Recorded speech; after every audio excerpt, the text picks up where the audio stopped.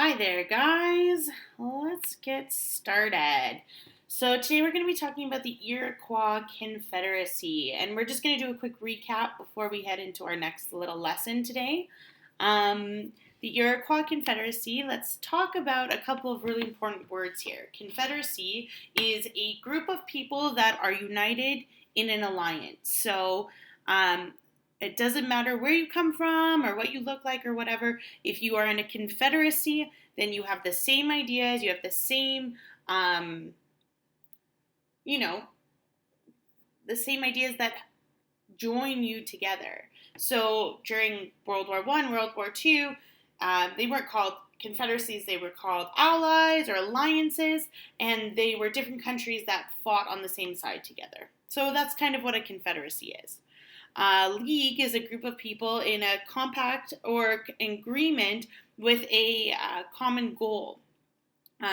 So that is when a group of people come together and they have a certain idea that they want to accomplish or a goal that they want to accomplish. Reservation, most of you probably have heard this word, is a tract of public land given to a group of people to set them apart from others. So in Canada, we have many reservations all over Canada for Indigenous populations. In Calgary, in the south, we have the Tsuut'ina Reservation, and we also have tons all over Alberta. And that's just a piece of land that was given from the government to a group of people so that they could live on that land. A clan is a group of people of common descent or a common family line. So you, your cousins, your aunts, your uncles, all of those kinds of family members to you, you would all be considered a clan, okay?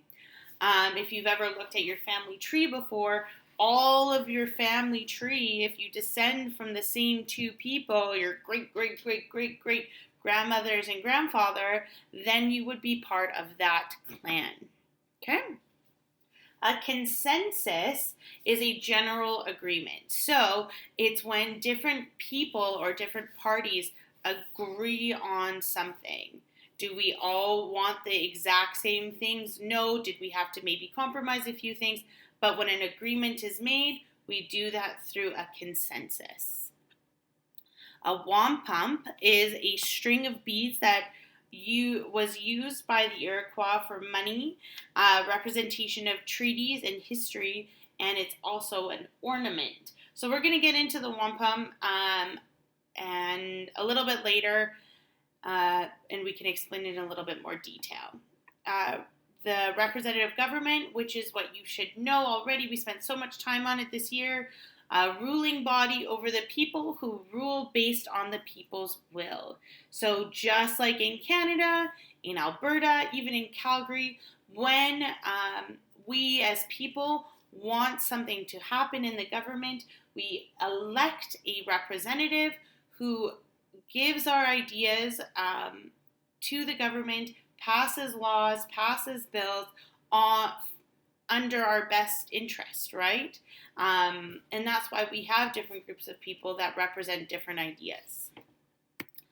Essential questions that we are going to answer throughout this the next couple of days is what nations are members of the Iroquois Confederacy? What is the importance of clans? What are the different roles of men, women in the Iroquois Confederacy, and what is the process of the Grand Council? So, who are the Iroquois? And please forgive me if I say this wrong. I am doing my best. I'm going to read the phonetic, just like we did in French. Haudenosaunee is the name of the 6 nations that they call themselves. Whereas the word Iroquois, which we are more familiar with, is actually the name that was given to them by French settlers. So I'm going to do my best to try and call them the Haudenosaunee as much as I can, because I feel like it's proper to call a group of people by the names that they call themselves. So it's made up of the 6 First Nations groups. made up of 6 First Nations groups that were all kind of within the same area, and they all joined a confederacy, which is a group of people with the same idea, which is a partnership that is agreed on by nations or groups of people. So in the world, we have many forms of different confederacies. We have NAFTA, which is a North American trade agreement. So us, the United States, Mexico, we are, and a couple other countries are all part of this agreement of trade. So we're all part of a kind of a confederacy. Another really important aspect, which you probably have already learned about, is the Great Law of Peace.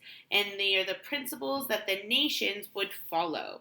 So just like the Great Law of Peace for the Haudenosaunee, we in Canada now follow our Canadian Constitution, right? It's the rules and regulations that we live our daily lives by. We also have the Charter of Rights and Freedoms, which states the principles that we live our lives by.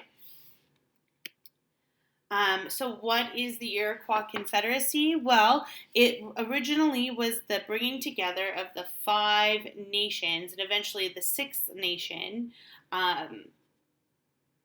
to create peace. So we have the Seneca, the Cayuga, the Onondaga, the Oneida, and the Mohawk.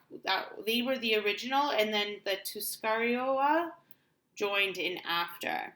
And this picture is the picture of the Iroquois Confederacy flag because it represents each nation. And it represents it in a way that is quite picturesque to how it looked on a map. So let's take a look here.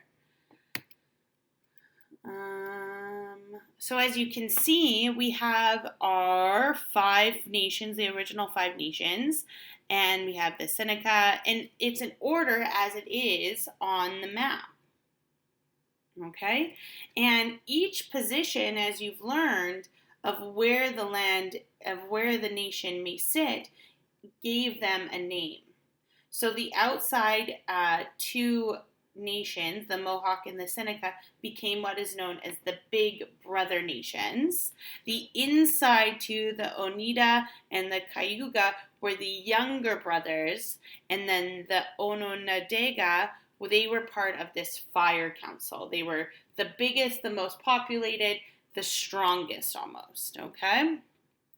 So everything that the Iroquois Confederacy had meaning. Quickly going over how it was created. Well, we have 2 key players. We have Hiawatha and Daganoweda. And again, I'm sorry if I'm saying these wrong. I am doing my best. So Hiawatha and Daganoweda, known as the Peacemaker, united the tribes and made the Great Law of Peace. So at the time, all of these different nations and territories were constantly at battle with each other. They were constantly fighting over territory, hunting grounds, law, power, all of those things. And it wasn't until these 2 people, these 2 men, started going around and spreading this idea of peace and how much better it would be for your society, for the people, for the health and safety of the people, that the Confederacy was born. So this Great Law of Peace, the rules and regulations as they lived the Confederacy by, were so important, and they were brought to them by Hiawatha and Daganoweda.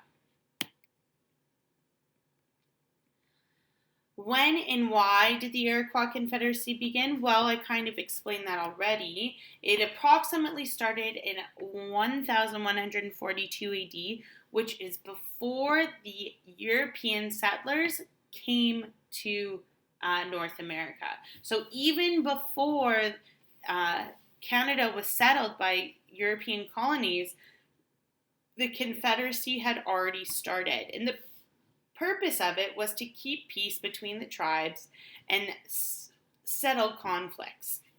And in this picture, this is a picture of Hiawatha, and he is presenting this idea of peace towards one of the most powerful men in the area. We're going to stop there because that kind of just summed everything up, and head to the next video as we talk about the Iroquois clans.